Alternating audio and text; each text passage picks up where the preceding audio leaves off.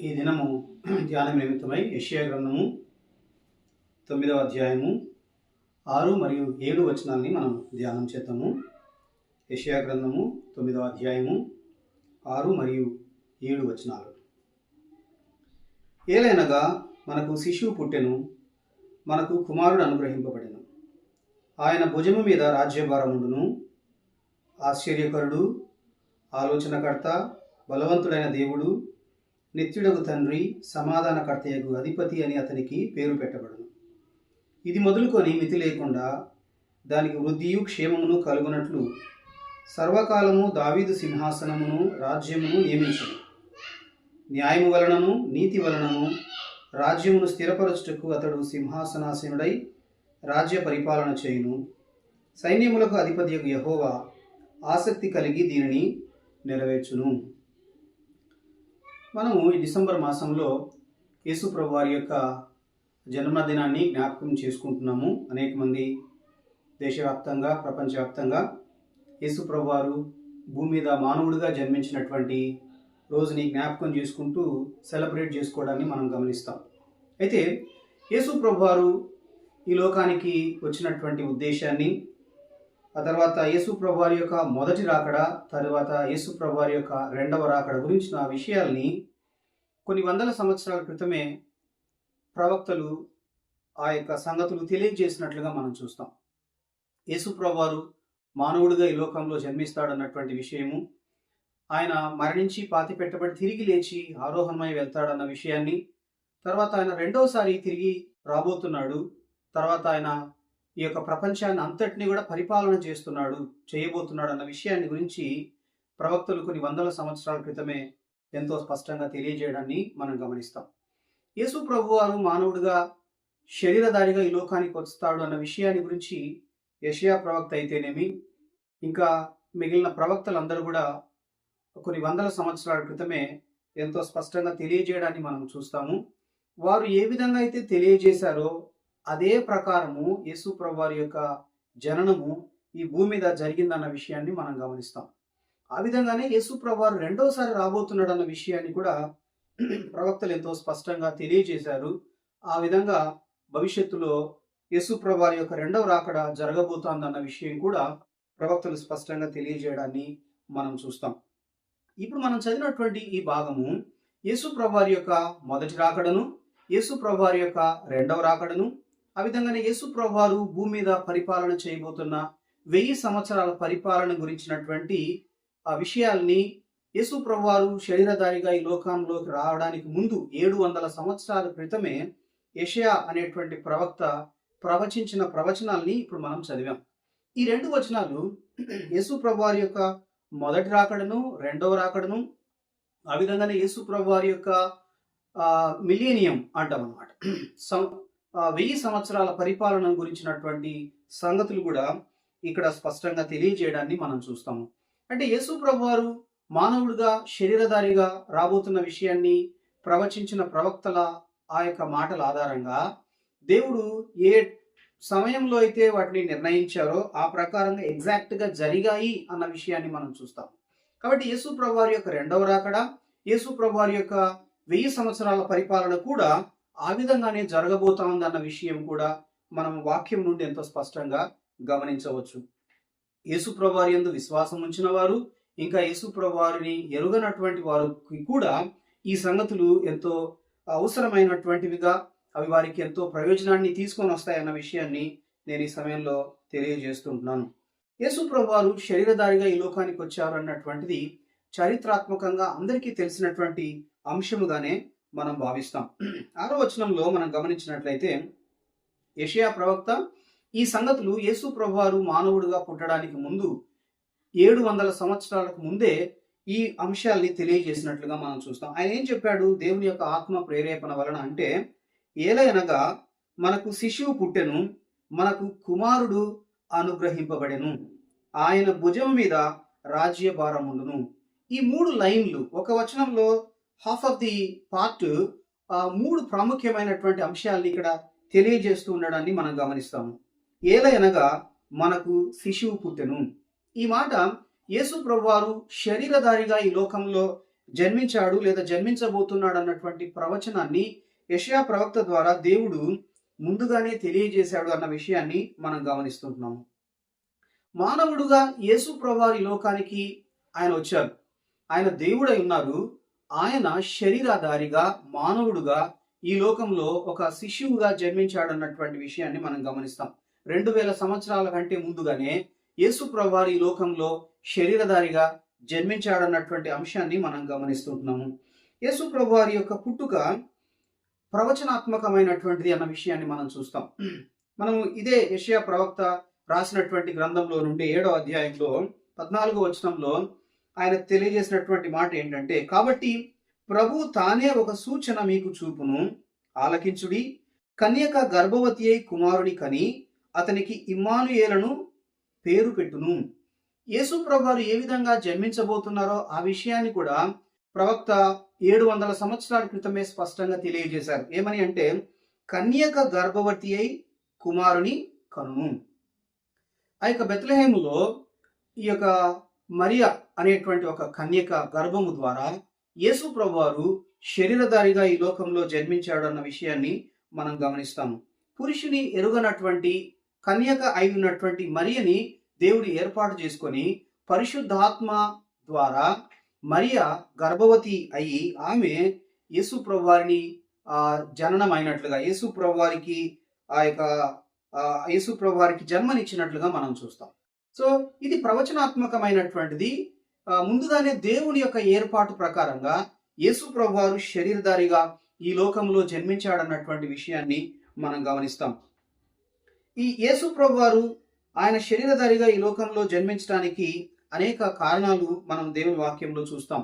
ఆయన తన ప్రజలను వారి పాపముల నుండి ఆయనే రక్షించును గనుక ఆయనకు యేసు అను పేరు పెట్టుదు అని దేవుని దూతలు మరియమ్మతో ఎంతో స్పష్టంగా తెలియజేయడాన్ని మనం గమనిస్తాం. అయితే ఆయన దేవుడు అయినటువంటి ఆయన మానవుల పాప విమోచనము కొరకై మానవులందరూ పాపములో ఉన్నటువంటి మానవులందరినీ పాపము నుండి విమోచించడం కొరకై ఆయన శరీరధారిగా మానవుడుగా ఈ లోకంలో జన్మించాడన్న విషయాన్ని మనం గమనిస్తుంటున్నాము. ఇది ఈ మాట యేసు ప్రభువు యొక్క మానవత్వాన్ని తెలియజేస్తుంది.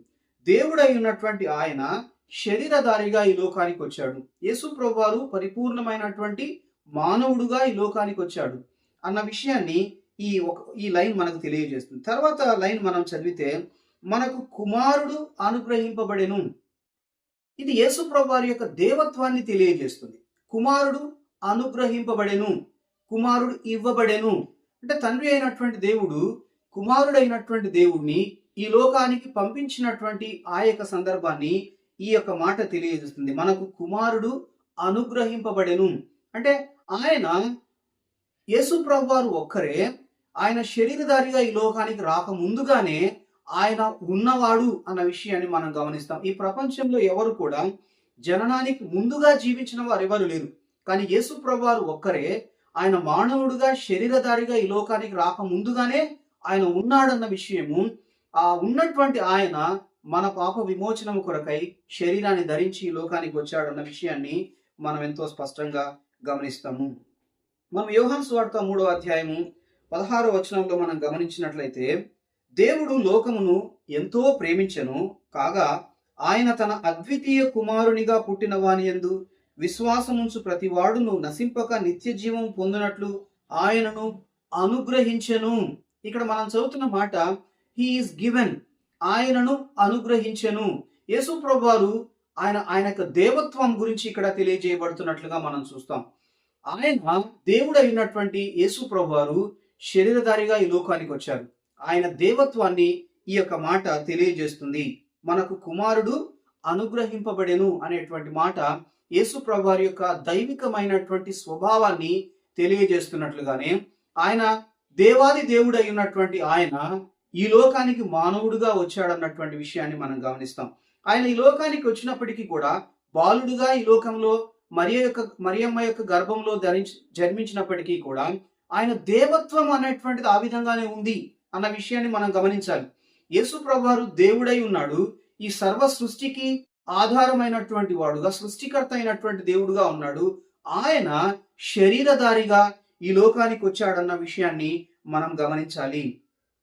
యోహాను సువార్తలోనే మొదటి అధ్యాయము 14వ వచనంలో ఇదే విషయాన్ని దేవుని వాక్యం ఈ విధంగా తెలియజేస్తుంది. యోహాను సువార్త మొదటి అధ్యాయము 14వ వచనాన్ని మనం గమనించినట్లయితే, ఆ వాక్యము శరీరధారి అయి కృపా సత్య సంపూర్ణుడుగా మన మధ్య నివసించెను.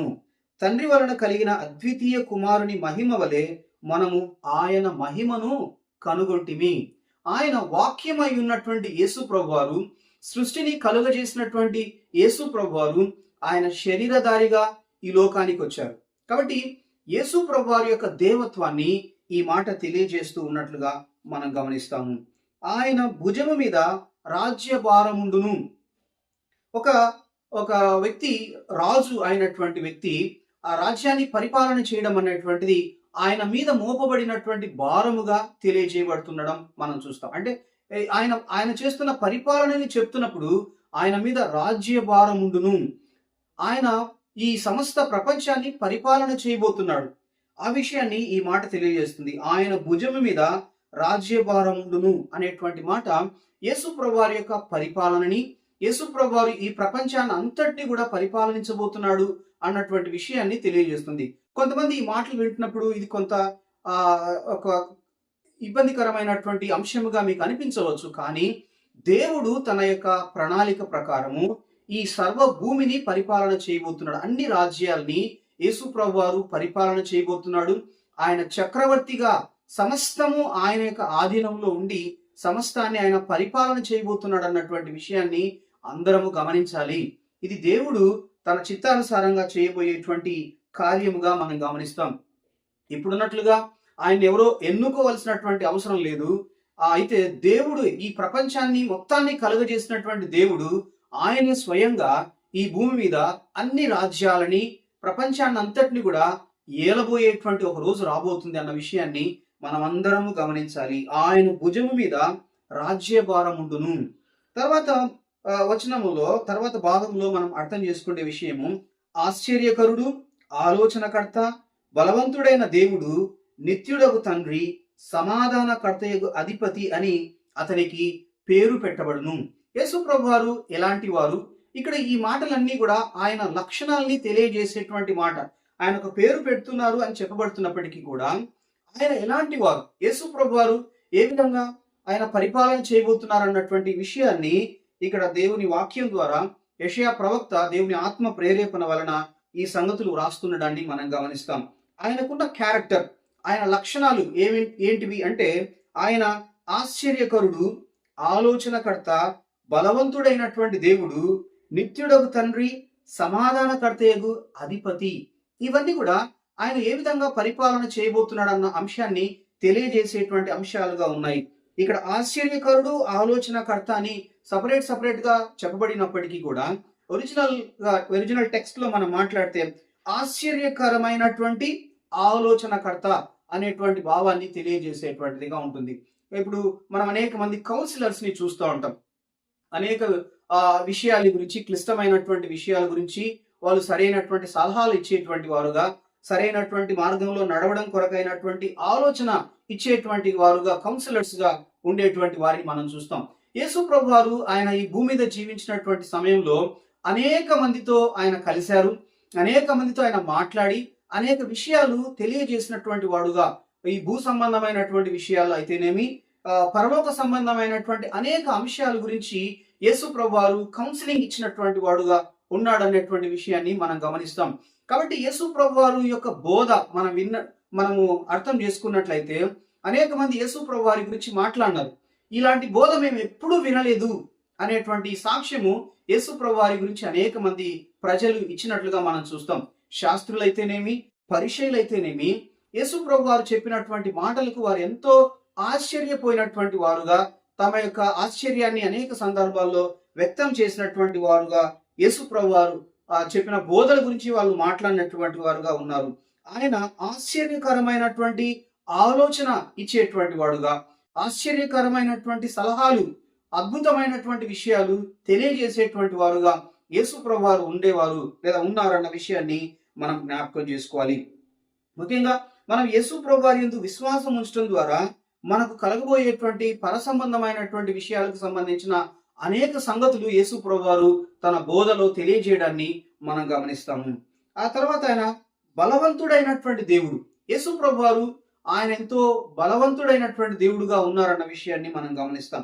అంటే ఆయన ఊరికే సలహా ఇచ్చి మీరే దాన్ని మీరు పాటించండి అని చెప్పడం మాత్రమే కాకుండా, ఆయన చెప్పిన విషయాలు మన జీవితంలో వాటిని మనం అవలంబించడం కొరకైనటువంటి ఆ యొక్క ఎనర్జీని, వాటికి లోబడి జీవించడం కొరకైన సహాయాన్ని కూడా యేసు ప్రభువారు మనకు అనుగ్రహించేవాడుగా ఉన్నారన్నటువంటి విషయం మనం గమనిస్తాం.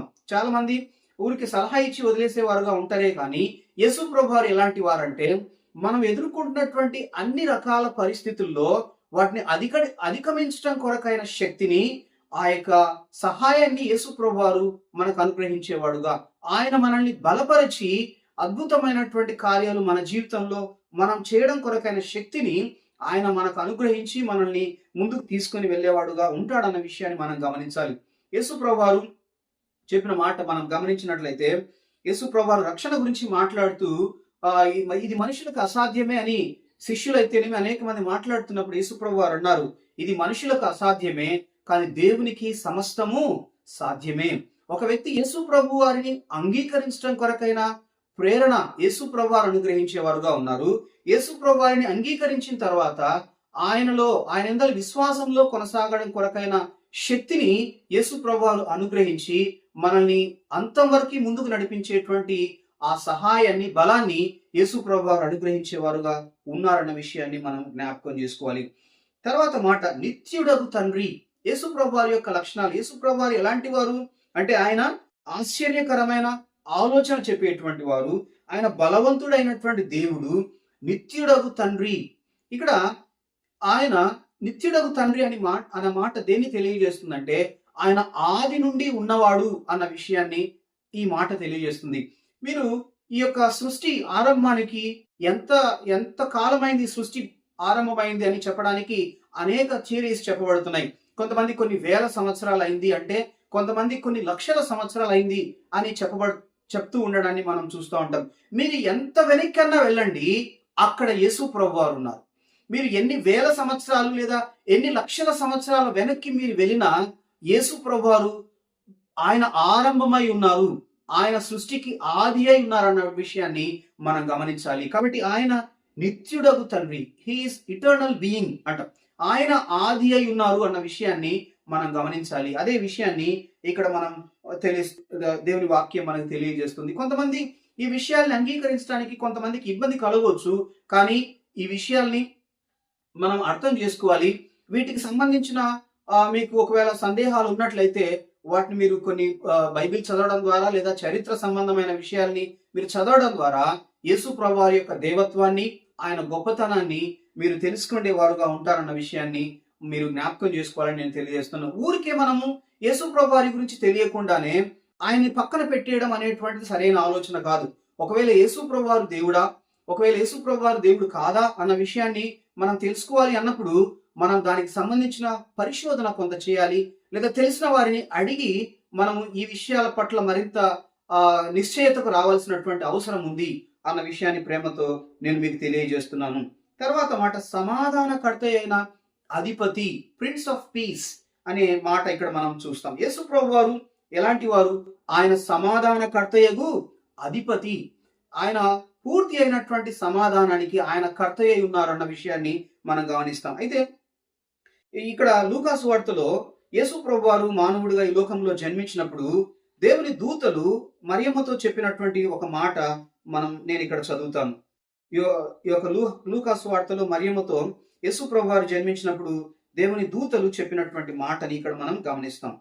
లూకాసు వార్త 2వ అధ్యాయము 14వ వచనాన్ని మనం చదివినట్లయితే, లేదా 13, 14, వెంటనే పరలోక సైన్య సమూహము ఆ దూతతో కూడా నుండి సర్వోన్నతమైన స్థలములలో దేవునికి మహిమయు ఆయనకిష్టులైన మనుషులకు భూమి మీద సమాధానమును కలుగునుగాక అని దేవుని స్తోత్రము చేయుచుండెను.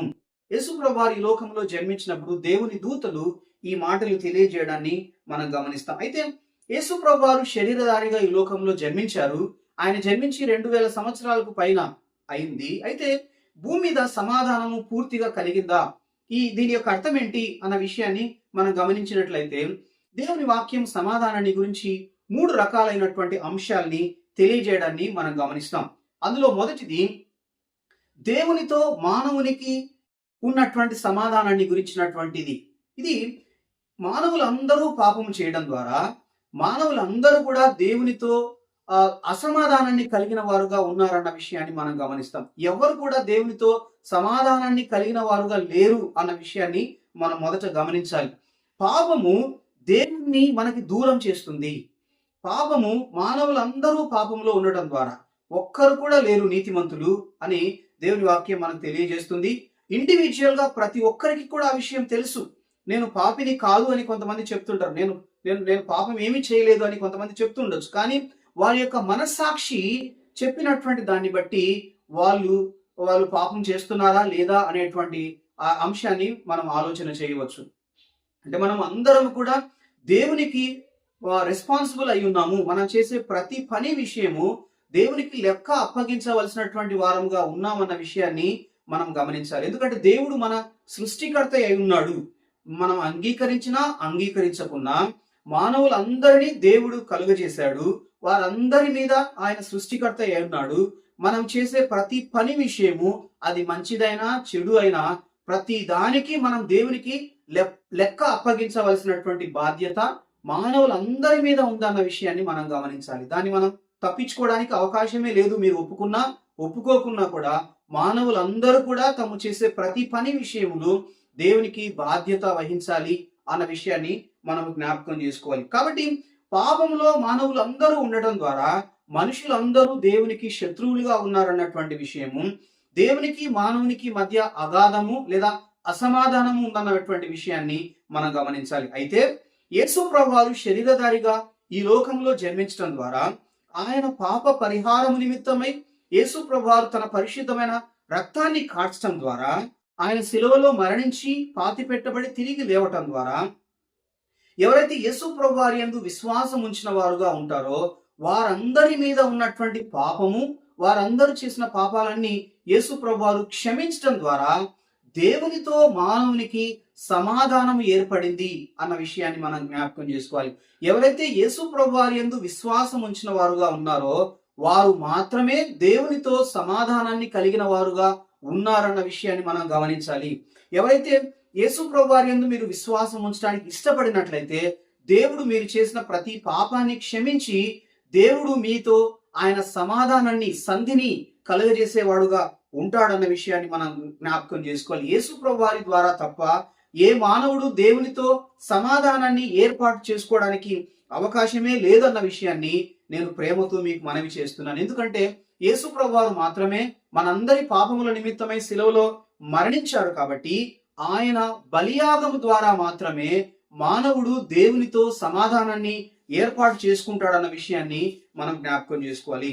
పౌలు గారు రోమీలకు రాసిన పత్రిక 5వ అధ్యాయంలో మొదటి వచనం ఈలాగు తెలియజేస్తుంది. రోమీలకు రాసిన పత్రిక 5వ అధ్యాయం మొదటి వచనం, కాబట్టి విశ్వాస మూలమున మనము నీతిమంతులుగా తీర్చబడి మన ప్రభువైన యేసుక్రీస్తు ద్వారా దేవునితో సమాధానము కలిగి ఉందాము.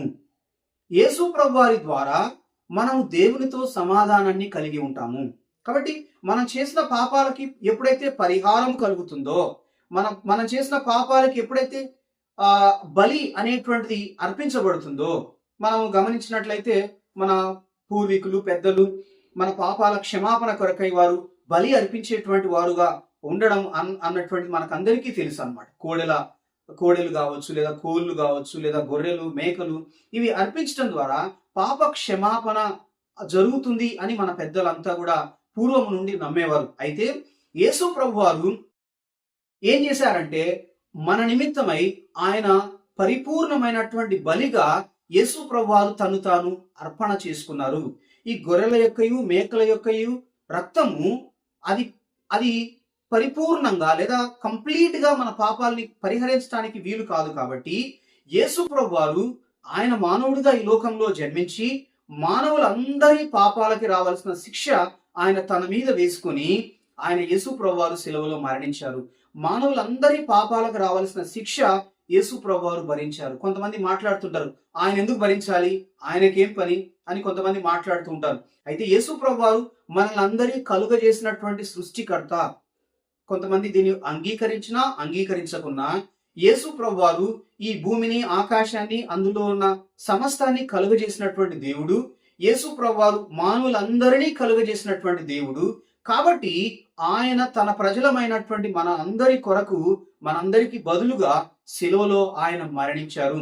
ఆయన ఏ నేరము చేయలేదు, ఆయన యందు ఏ దోషము లేదు. అయినప్పటికీ యేసు ప్రభువారు చనిపోవడానికి ఉన్న కారణం ఏంటంటే, మానవుల పాపములన్నీ కూడా భరించడం కొరకై యేసు ప్రభువారు లోకానికి వచ్చి ఆయన శిలువలో మానవులందరి కొరకు మరణించారు. ఏ భేదము లేదు, ఏ దేశము, ఏ యొక్క ఏ డిస్క్రిమినేషన్ లేకుండా మానవులందరి నిమిత్తమై యేసు ప్రభువారు శిలువలో మరణించారు. ఎవరైతే యేసు ప్రభువారి యొక్క బలియాగాన్ని అంగీకరించేవారుగా ఉన్నారో, యేసు ప్రభువారు నా పాపముల నిమిత్తమై శిలువలో మరణించారు, ఆయన పాతి పెట్టబడి తిరిగి లేచారు అని ఎవరైతే అంగీకరిస్తారో, యేసు ప్రభువారి యందు విశ్వాసం ఉంచుతారో, వారు చేసిన ప్రతి పాపము క్షమించబడుతుంది. ఎందుకంటే వారు చేసిన ప్రతి పాపము నిమిత్తమై యేసు ప్రభువారు శిక్ష అనుభవించారు కాబట్టి వారు పాపము నుండి విడిపించబడతారు. యేసు ప్రభువారి యందు విశ్వాసం ఉంచడం ద్వారా మాత్రమే మానవుల యొక్క పాపము క్షమించబడుతుంది అన్న విషయాన్ని నేను మీకు ప్రేమతో తెలియజేస్తుంటున్నాను. కొంతమంది మాకు యేసు ప్రభువు అవసరం లేదు, మాకు యేసు ప్రభువారి యొక్క బలియాగాన్ని మేము నమ్మము అనే వాళ్ళు ఉంటారు. అయితే దాని వలన మనం చేసిన పాపాలకన్నిటికీ రావాల్సిన శిక్ష మనమే భరించవలసి ఉంటుంది. యేసు ప్రభువారిని అంగీకరించకపోవడం ద్వారా యేసు ప్రభువారికి ఏ రకమైన నష్టము లేదు. అయితే మనం చేసిన పాపాలకి మనమే శిక్ష అనుభవించాలి. అయితే యేసు ప్రభువారు మన పాపముల నిమిత్తమై మరణించిన కారణంగా ఆయన యందు ఎవరైతే విశ్వాసం ఉంచేవారుగా ఉంటారో వారి పాపాలన్నీ క్షమించబడతాయి. వారు పరలోకంలో యేసు ప్రభువారితో కూడా ఉంటారు. ఎవరైతే మాకు యేసు ప్రభు అవసరం లేదు, ఆయన మా నిమిత్తమై చనిపోయాడు, తిరిగి లేచాడని మేము అంగీకరించము, మాకు యేసు ప్రభుతో పని లేదు అని చెప్పే వాళ్ళైతే ఎవరైతే ఉంటారో వారందరూ తాము చేసిన పాపములకు రావాల్సిన శిక్ష వాళ్ళే అనుభవించవలసినటువంటి పరిస్థితి ఏర్పడుతుంది. దాని యొక్క పర్యవసానమే నరకము అన్న విషయాన్ని నేను ఎంతో బాధతో తెలియజేస్తున్నాను. యేసు ప్రభువారు మనల్ని ఎంతో ప్రేమించి ఈ లోకానికి వచ్చి శిలువలో మన నిమిత్తమై మరణించాడు. మానవులందరినీ యేసు ప్రభువారు ప్రేమిస్తున్నారు. ఆయన ఆ ప్రేమకు బదులుగానే శిలువలో మరణించి ఆయన పాతి పెట్టబడి తిరిగి లేచారు. మానవులందరూ యేసు ప్రభువారి దగ్గరికి రావాలని, ఆయన బలియాగాన్ని అంగీకరించడం ద్వారా, విశ్వసించడం ద్వారా అందరూ పరలోకంలో యేసు ప్రభువారితో కూడా నిత్యము ఉండాలన్నది దేవుని యొక్క ప్రణాళిక. అయితే ఆ విధంగా ఎవరైతే యేసు ప్రభువారిని అంగీకరించే వారుగా ఉంటారో వారి పాపాలని క్షమించబడి వారు యేసు ప్రభుతో కూడా నిత్యము ఉండే భాగ్యాన్ని అనుభవిస్తారు. నాకు యేసు ప్రభువారు అక్కర్లేదు అని ఎవరైతే చెప్తారో వారు తాము చేసిన పాపాలకు రావాల్సిన శిక్ష వారే అనుభవించాల్సిన పరిస్థితి ఏర్పడుతుంది. వారు నిత్య నరకానికి వెళ్ళవలసిన పరిస్థితి ఉంది అన్న విషయాన్ని నేను ఎంతో బాధతో తెలియజేస్తుంటున్నాను. కాబట్టి యేసు ప్రభువారు దేవునితో మనకు సమాధానాన్ని ఏర్పాటు చేశారు. ఒకటి, తండ్రితో సమాధానం ఏర్పాటు చేశాడు. రెండో రకమైనటువంటి సమాధానము మన యెషయా గ్రంథం 6వ అధ్యాయము 9వ అధ్యాయము 6వ వచనంలో చదివినటువంటి మాట, సమాధానకర్తయగు అధిపతి. ఎవరైతే యేసు ప్రభువారి యందు విశ్వాసం ఉంచిన వారుగా ఉన్నారో వారు వెళ్తున్నటువంటి ఇబ్బందికరమైన పరిస్థితుల్ని బట్టి, అనానుకూలమైనటువంటి పరిస్థితిని బట్టి, అసమాధానానికి, ఆ యొక్క బాధకి, వేదనకి గురి అయినప్పుడు యేసు ప్రభువారిని మనం ప్రార్థించడం ద్వారా ఫిలిప్పీలకు రాసిన పత్రికలో రాయబడినట్లుగా దేవుని యొక్క సమాధానము వారి హృదయములకును ఆ యొక్క తలంపులకును కావలి ఉండును అని పౌలు గారు ఫిలిప్పీలకు రాసిన పత్రికలో తెలియజేయడాన్ని మనం గమనిస్తాము. ఫిలిప్పీలకు రాసిన పత్రిక 4వ అధ్యాయంలో మనం గమనించినట్లయితే 7వ వచనంలో, అప్పుడు అంటే దానికంటే ముందు వచనాన్ని చదువుతాం. దేనిని గూర్చి చింతపడకుడి, కానీ ప్రతి విషయంలోనూ ప్రార్థన విజ్ఞాపనముల చేత కృతజ్ఞత పూర్వకముగా మీ విన్నపములు దేవునికి తెలియజేయుడి. అప్పుడు సమస్త జ్ఞానములకు మించిన దేవుని సమాధానము యేసుక్రీస్తు వలన మీ హృదయములకును మీ తలంపులకును కావలి ఉండును. మనం ఎప్పుడైతే మన ఇబ్బందికరమైన పరిస్థితుల్లో, అనానుకూలమైన పరిస్థితుల్లో, మనకు వేదనకి, ఆవేదనకి మనం గురి అయినప్పుడు ప్రభు సన్నిధికి వచ్చి మనం ప్రార్థించడం ద్వారా దేవుడు తన ఆత్మ ద్వారా మనకు సమాధానాన్ని కలుగజేసేవాడుగా ఉన్నాడు. ఆయన ఆ సమాధానం అన్నది ఇక్కడ ఫీలింగ్, మనం ఎక్స్పీరియన్స్ చేసేటువంటి ఒక ఫీలింగ్. మనకు ఆ విషయం అర్థమవుతుంది. ఆ యొక్క పరిస్థితులన్నింటినీ మనం వెంటనే బయటపడకున్నా కూడా దేవుడు తన సమాధానాన్ని మనకు అనుగ్రహించి మనల్ని ధైర్యపరిచేవాడుగా, మనల్ని బలపరిచేవాడుగా ఉంటాడన్న విషయాన్ని మనం జ్ఞాపకం చేసుకోవాలి.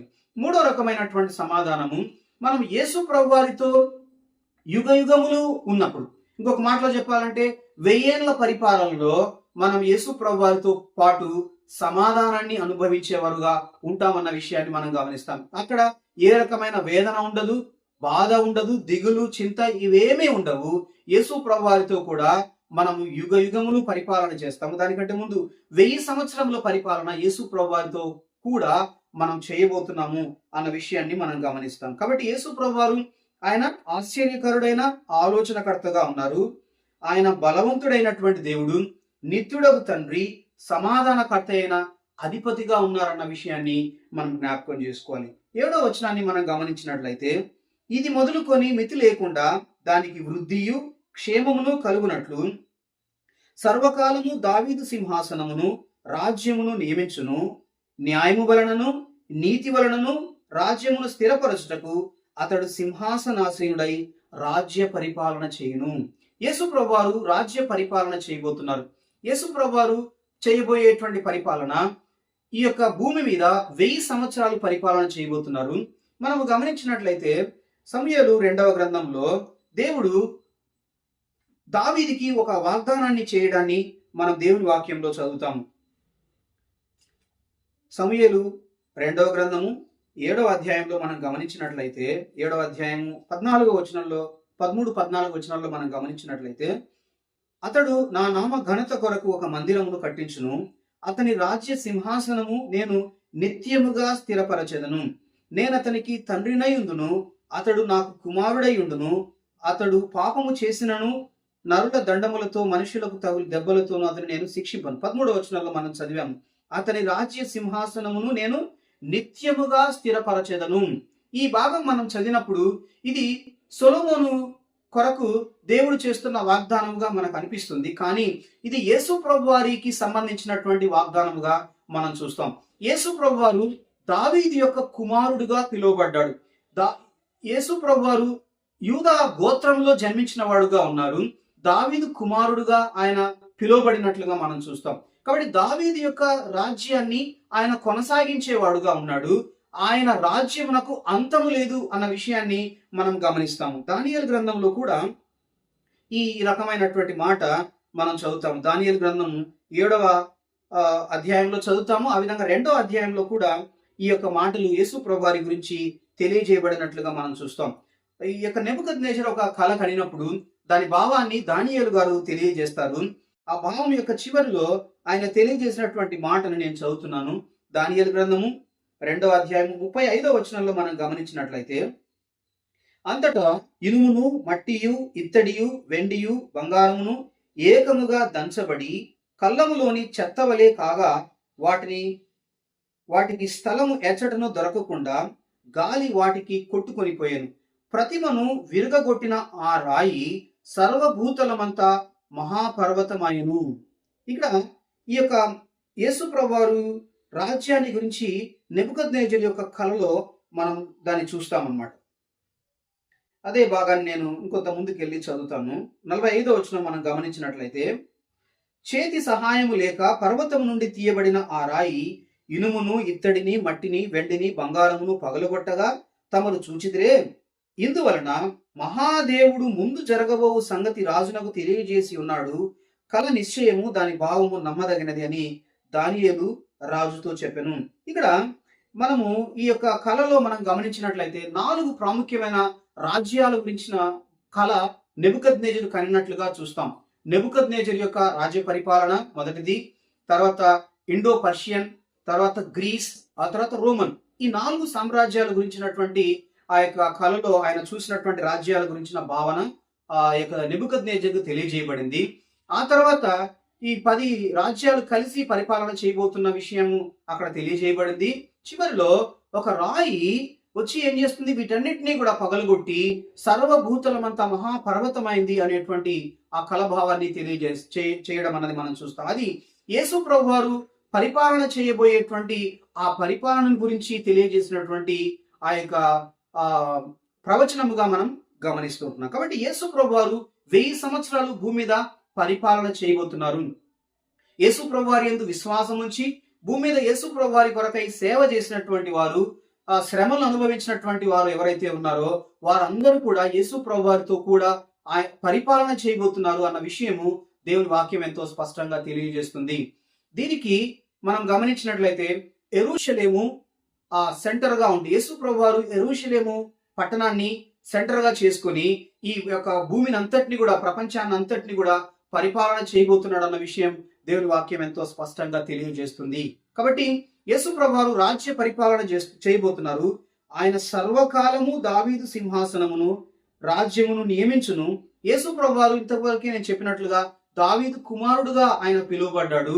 భూమి మీద ఆయన పరిపాలన చేయబోతున్నాడు అన్న విషయాన్ని మనం గమనించాలి. ఆ పరిపాలన శాంతియుతమైనటువంటిదిగా, యుద్ధం లేనటువంటిదిగా, సమాధానకరమైనటువంటి పరిపాలనగా ఉండబోతా ఉంది అన్న విషయము దేవుని వాక్యం ఎంతో స్పష్టంగా తెలియజేస్తుంది. యేసు ప్రభు వారు సింహాసనాసీనుడై రాజ్య పరిపాలన చేయును. ఈ మాటలు చెప్తున్నప్పటికీ కొంతమందికి కొంత ఇబ్బంది అనిపించవచ్చు. ఈ సాధ్యమా అనేటువంటి భావన కలగవచ్చు. కానీ అంతకుముందు చెప్పబడిన వాక్యాలన్నీ కూడా, ప్రవచనాలన్నీ కూడా తూచా తప్పకుండా నెరవేరాయి.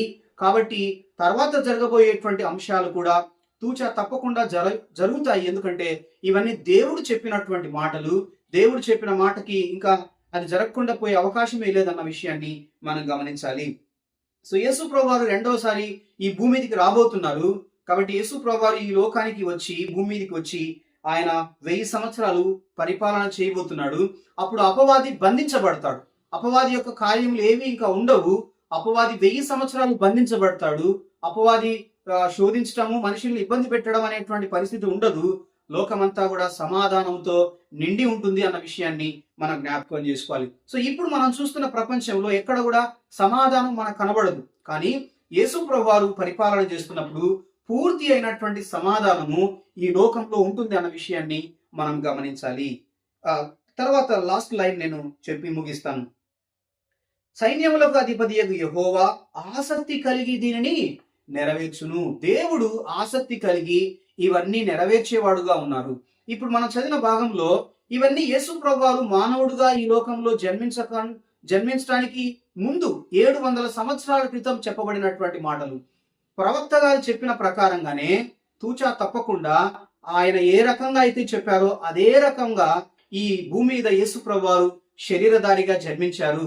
ఆయన శిలువలో మరణించారు, పాతి పెట్టబడి తిరిగి లేచారు. ఆయన ఆరోహణమై పరలోకంలో ఇప్పుడు ఆసీనుడై ఉన్నారు. ఆయన తిరిగి రాబోతున్నాడు. భూమి మీద 1000 సంవత్సరాలు ఆయన పరిపాలన చేయబోతున్నారు. ఆ తర్వాత ఆయన ఎందుకు విశ్వాసం ఉంచిన వారందరూ కూడా యేసు ప్రభు వారితో కూడా యుగ యుగములు జీవిస్తారన్న విషయము దేవుని వాక్యం ఎంతో స్పష్టంగా తెలియజేస్తుంది. కాబట్టి ఈ యొక్క క్రిస్మస్ దినాల్ని పురస్కరించుకొని ఈ యొక్క సంగతులు మీరు ఆలోచించాలని నేను ప్రేమతో మీకు మనవి చేస్తున్నాను. మీలో కొంతమంది యేసు ప్రభు వారిని ఇష్టపడని వారు ఉండవచ్చు. అయితే యేసు ప్రభు వారిని ఇష్టపడకపోవడానికి మీకున్న కారణాన్ని మీరు పరిశీలన చేయాలని ప్రేమతో నేను మీకు మనవి చేస్తుంటున్నాను. యేసు ప్రభు వారు మిమ్మల్ని ఎంతో ప్రేమించి, లోకంలో ఉన్న మానవాళిని అందరినీ ప్రేమించి ఆయన మన నిమిత్తమై ఈ లోకానికి వచ్చారు. ఆయన సెలవులో మన పాపములన్నిటికీ రావాల్సిన శిక్ష ఆయన భరించారు. ఎంతో వేదనకరమైనటువంటి మరణాన్ని, బాధని, అవమానాన్ని యేసు ప్రభు వారు భరించారు. ఆయనకు అవసరం లేదు వాస్తవంగా. కానీ మానవులందరూ చేసిన పాపాలకి రావాల్సిన శిక్ష ఆయన భరించారు. ఎందుకంటే ఆయన మనల్ని అందరినీ కలుగజేశాడు కాబట్టి మనము పరలోకంలో ఆయనతో పాటు నిత్యము ఉండాలనేటువంటి కారణంగా యేసు ప్రభు వారు శిలువలో మరణించారు. కాబట్టి ఈ మాటలు మీరు ఆలోచన చేయాలని ప్రేమతో మీకు మనవి చేస్తున్నాను. యేసు ప్రభు వారి యొక్క మరణము, భూస్థాపన, ఆయన పునరుత్థానము ఇవన్నీ కూడా చారిత్రాత్మకమైనవి. ఎవరో కల్పించినటువంటి సంగతులు కాదు, కానీ ఇవన్నీ కూడా వాస్తవమైనటువంటి విషయాలు. కాబట్టి మీరు యేసు ప్రభు వారి యందు విశ్వాసం ఉంచడానికి మీరు ముందుకు రావాలని నేను ప్రేమతో మీకు మనవి చేస్తుంటున్నాను. యేసు ప్రభు వారి యందు విశ్వాసం ఉంచడం ద్వారా మీకు మేలు జరుగుతుంది. యేసు ప్రభు వారి యందు విశ్వాసం ఉంచడం ద్వారా మీరు చేసిన పాపాలన్నీ క్షమించబడతాయి. మీరు చేసిన పాపాలన్నిటికీ మీరు ఏ రకమైన శిక్ష అనుభవించాల్సిన అవసరం ఉండదు. మీరు నిత్యము యుగ యుగములు యేసు ప్రభు వారితో కూడా పరలోకంలో ఉండే భాగ్యము మీకు ఉచితంగా కలుగుతుంది. మీరు దీనికి మీరు కష్టపడాల్సిన అవసరం లేదు.